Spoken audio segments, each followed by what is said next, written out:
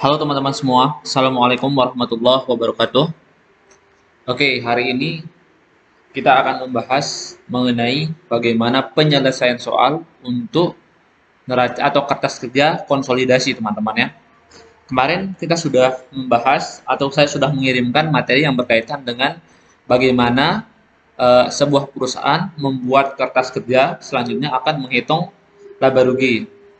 Nah, di pertemuan ini saya hanya akan membahas mengenai bagaimana perusahaan membuat kertas kerja konsolidasi berdasarkan contoh soal, teman-teman ya. Nah, nanti soalnya saya akan kirim di learning, teman-teman. Oke, kita mulai, teman-teman ya. Mungkin sekitar 10 sampai 15 menit. Oke, jadi di sini di soal eh, ini berkaitan dengan perusahaan induk dan anak, berkaitan dengan kombinasi bisnis yang kita bahas di materi sebelum-sebelumnya. Soalnya adalah misalkan di sini entitas induk menguasai 90% saham entitas anak dengan nilai investasi sama dengan kayak entitas anak yang dimiliki.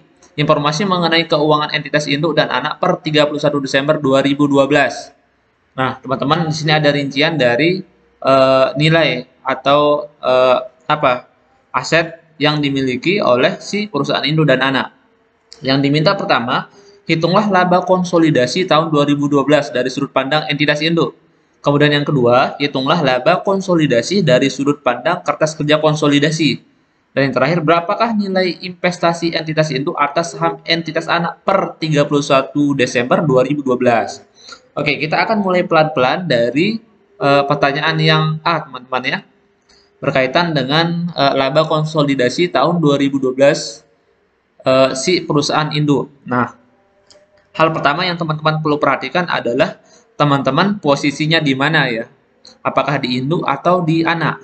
Nah, kita sebagai perusahaan induk berkaitan dengan kombinasi bisnis, teman-teman sebagai seorang admin atau sebagai seorang accounting akan memposisikan diri sebagai perusahaan induk, bukan sebagai perusahaan anak ya.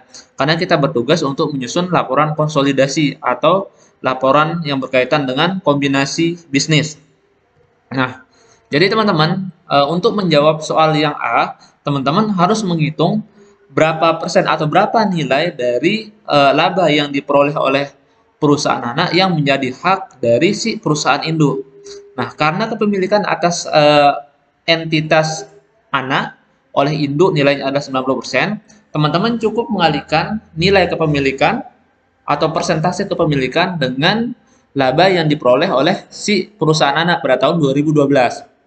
Sehingga teman-teman akan memperoleh angka berapa? Akan memperoleh angka 500.000 dikali dengan 90%. Oke. Sebelum ke pembahasan mengenai bagaimana cara menghitung laporan laba konsolidasi, terlebih dahulu di sini saya sudah menghitung jurnal yang dibuat oleh perusahaan induk ketika mengakuisisi si perusahaan anak.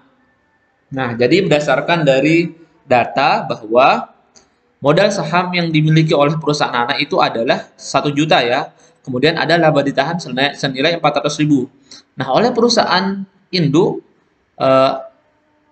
entitas anak diakuisisi dengan membeli saham biasa dari perusahaan anak. Nah, sehingga di sini teman-teman akan menjurnal investasi pada saham anak senilai 1.260, modal saham 900.000 dan laba ditahan 360. Dari mana angka ini diperoleh? Angka ini diperoleh dari nilai persentase yang diakuisisi dikali dengan berapa? Dikali dengan nilai modal saham yang dimiliki oleh si anak dan laba ditahan yang dimiliki oleh si anak. Sehingga total investasi perusahaan induk terhadap anak itu adalah 1.260. Kemudian modal saham 900.000 dan laba ditahan 360. Sebenarnya jurnal ini tidak perlu dibuat di dalam kasus ini, tetapi tujuan saya membuat adalah untuk membentuk pola berpikir teman-teman bagaimana alur dari proses pembuatan laporan konsolidasi. Nah, jadi ini dasarnya teman-teman ya ketika dilakukan proses akuisisi oleh perusahaan induk terhadap perusahaan anak. Oke. Selanjutnya berkaitan dengan soal yang ini, soal yang nomor 1, ini jawabannya teman-teman ya. Kita diminta untuk menghitung berapa laba konsolidasi tahun 2012. Jadi berdasarkan dari sumber data yang ini, berdasarkan kepemilikannya, persentase kepemilikannya itu adalah 90% teman-teman ya. Nah, 90% cukup dikalikan dengan berapa nilai laba yang diperoleh oleh si perusahaan anak. Itu adalah hak dari si perusahaan induk senilai 90%. Sehingga pada jurnal ini, teman-teman akan mencatat ada laba konsolidasi senilai 90% dikali dengan 500.000. 90% ini adalah persentase kepemilikan atas akuisisi terhadap perusahaan anak, sedangkan 500.000 ini bersumber dari laba yang diperoleh oleh si perusahaan anak. Nah, pertama ketika perusahaan anak mengumumkan laba yang diperoleh, maka kita sebagai pihak perusahaan induk atau sebagai pencatat di perusahaan induk akan mencatat adanya tambahan investasi dalam saham senilai 450.000 ya, senilai 90% dari laba yang diperoleh atau diumumkan oleh si perusahaan anak. Kemudian lawannya ada pendapatan investasi. Betul, jadi sumber dari pendapatan yang diperoleh oleh si perusahaan itu adalah investasi atas saham perusahaan anak, sehingga lawannya adalah pendapatan investasi. Selanjutnya, berkaitan dengan hal itu, si perusahaan anak kemudian melakukan proses pembagian dividen atas laba yang diperoleh. Nah, pada tahap ini, kita sebagai perusahaan induk, ketika perusahaan anak mengumumkan pengumuman dividen, maka kita akan mengakui itu sebagai piutang dividen, teman-teman ya. Kenapa sebagai piutang dividen? Karena dividen yang diumumkan oleh perusahaan anak belum diperoleh dalam bentuk cash, teman-teman ya.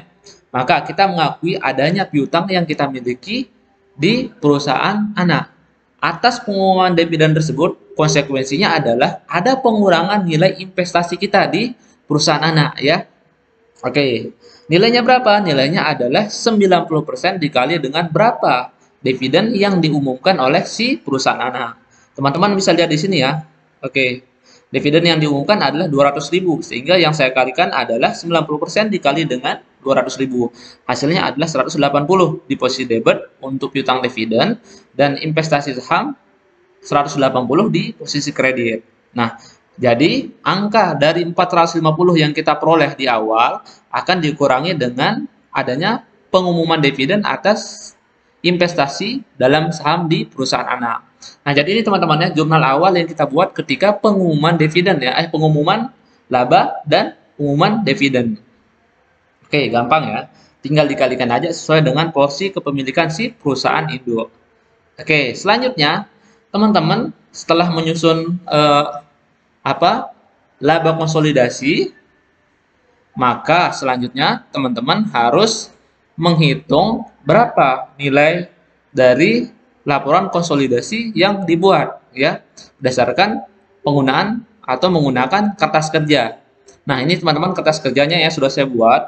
Nah, berdasarkan jurnal yang ini, kita akan masukkan ke neraca teman-teman ya, berdasarkan di mana posisi akun dari si perkiraan-perkiraan yang kita gunakan. Misalkan ada investasi, ada modal saham, ada laba ditahan. Maka di sini kita akan masukkan teman-teman ya. Nilainya sudah include di sini ya, di posisi induk. Oke. Selanjutnya, tahap awal seperti yang saya sampaikan di minggu kemarin, hal pertama yang akan kita lakukan ketika membuat laporan konsolidasi adalah membuat jurnal eliminasi ya. Jurnal eliminasi apa tujuannya? Untuk Untuk membuat transaksi antar perusahaan itu menjadi normal atau menjadi sesuai ya. Seperti itu. Kemudian setelah itu kita akan menambahkan saldo yang ada di perusahaan induk dan perusahaan anak. Kemudian akan dikurangi dengan jurnal eliminasi yang kita buat ya. Seperti itu. Setelah itu kita tinggal melihat berapa hasil dari perhitungan berdasarkan konsolidasi yang kita buat. Nah, berdasarkan jurnal yang saya buat di awal tadi, maka kita perlu membuat jurnal eliminasi, teman-teman ya. Oke. Kenapa dibuat jurnal eliminasi? Tujuannya yang seperti yang saya bilang tadi, untuk membuat atau mengeliminasi saldo-saldo yang sama pada perusahaan induk dan perusahaan anak. Nah, jadi ini kita sebagai perusahaan induk cukup dengan membalik jurnal yang kita buat di awal, teman-teman ya. Di awal saya sudah buat jurnal seperti ini ketika proses pembelian saham ke perusahaan anak. Nah, ketika proses konsolidasi, kita akan membalik jurnal ini teman-teman ya. Di mana laba ditahan akan didebitkan, modal saham akan didebitkan, dan investasi pada saham anak dikreditkan. Maka muncul jurnal seperti ini teman-teman ya. Oke, nanti sehingga hasilnya akan menjadi nol teman-teman ya. Akan menjadi nol nanti. Selanjutnya, jurnal apa yang perlu dibuat lagi? Jurnal yang sudah kita peroleh di sini teman-teman ya. Jurnal asas pengumuman laba si perusahaan anak. Nah, caranya bagaimana? Sama. Caranya tinggal dibalik aja, jurnal eliminasi ya. Nah, tadi di awal kita ada penambahan investasi dalam saham di debit. Kemudian pendapatan investasi di kredit di awal ya di sini. Nah, di sini selanjutnya di jurnal eliminasi kita hanya membalik ya, mendebitkan pendapatan investasi dan mengkreditkan investasi dalam saham. Sehingga nanti hasilnya akan nol ya. Adanya debit dan kredit. Selanjutnya ada investasi dalam saham di debit 180.000 dan piutang dividen di kredit. Nah, ini juga jangan sama teman-teman ya. Untuk mengeliminasi piutang dividen yang kita peroleh berdasarkan pengumuman dividen yang disampaikan oleh si perusahaan anak. Oke, teman-teman tinggal balik jurnal di awal ya. Nah, ini jurnal awalnya yang posisi di bawah. Ini ketika kita memperoleh apa? Pengumuman dividen ya.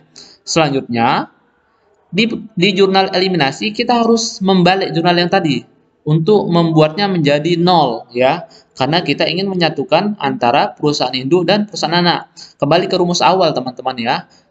Eh, aset yang ada pada induk ditambah dengan anak dikurangi dengan jurnal eliminasi, tergantung posisinya di mana ya. Jika kita menjurnal di sini posisinya piutang dividen di debit, maka di jurnal eliminasi pasti posisinya di kredit ya. Seperti jurnal penyesuaian teman-teman ya fungsinya.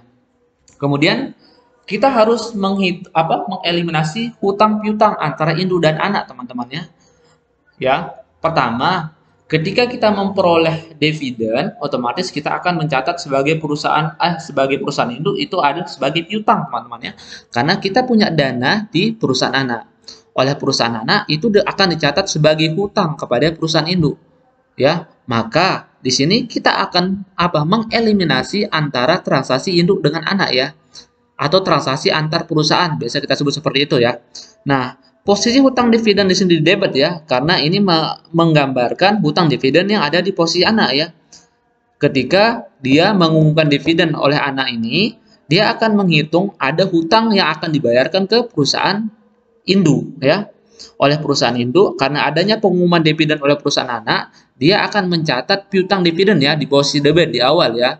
Nah, ketika proses eliminasi, dia akan mengkredit piutang dividen teman-teman ya. Sehingga akan muncul jurnal seperti ini ya. Oke.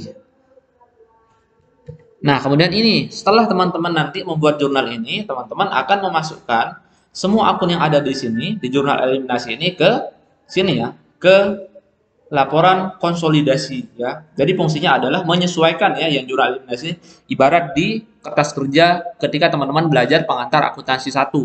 Ya, biasanya ada kertas kerja ya. Nah, fungsinya sama teman-teman. Ada tergantung di sini posisinya ya. Jika posisi pendapatan di sini di debit, maka di sini posisinya di debit ya. 450. Oke. Kemudian investasi dalam saham di sini 450 ya. 450 akan dikurangi dengan investasi dalam saham 180 ya. Sehingga nilainya adalah 270 teman-teman ya di sini ya. Posisinya di kredit teman-teman ya.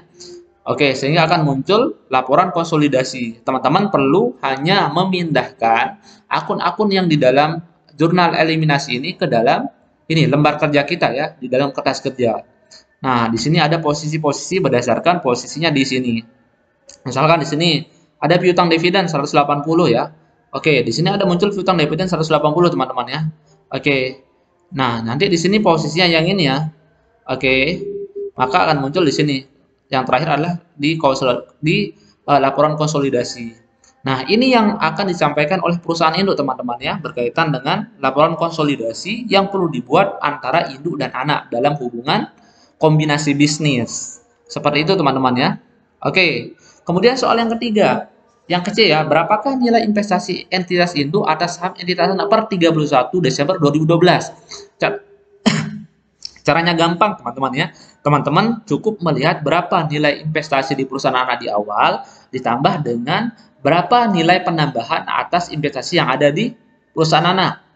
Nah, 1.260 ini diperoleh dari investasi awal yang dikeluarkan oleh perusahaan induk teman-teman ya.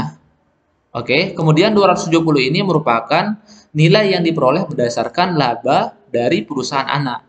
yaitu 90% ya, 90% dari 500.000 di awal. Selanjutnya kan karena ada pengumuman dividen, maka senilai berapa? 450 di awal dikurangi dengan 180 ya. Kenapa 180? Karena 180 itu ada pengumuman dividen ya senilai 200.000. Nah, jadi ini hanya menunjukkan berapa nilai investasi kita di perusahaan anak. Di mana rumusnya adalah investasi awal akan ditambah dengan berapa laba yang diperoleh oleh perusahaan induk. Nah, nanti kita akan menghitung kepemilikan kita ya, 90% dari 500.000. Kemudian ada pengumuman ya, senilai 180.000. Sehingga nanti nilai yang 270 ini diperoleh dari ini ya, sebentar, 450 min 180 ya. Nah, oke, maka nilainya adalah 270 teman-teman ya. Di sini diperoleh ya nilai dari hak kita ketika pengumuman laba dikurangi dengan pengumuman dividen ya 90% kali 200.000. Nah, maka nilai investasi sekarang perusahaan Indo di perusahaan anak nilainya adalah 1.530 ya berdasarkan hasil penambahan 1.260 ditambah dengan 270 ya. Itu teman-teman ya caranya. Nanti saya kasih tugas persis seperti ini biar teman-teman bisa latihan bagaimana menyusun laporan konsolidasi. Oke, itu teman-teman ya. Terima kasih atas perhatiannya. Assalamualaikum warahmatullahi wabarakatuh.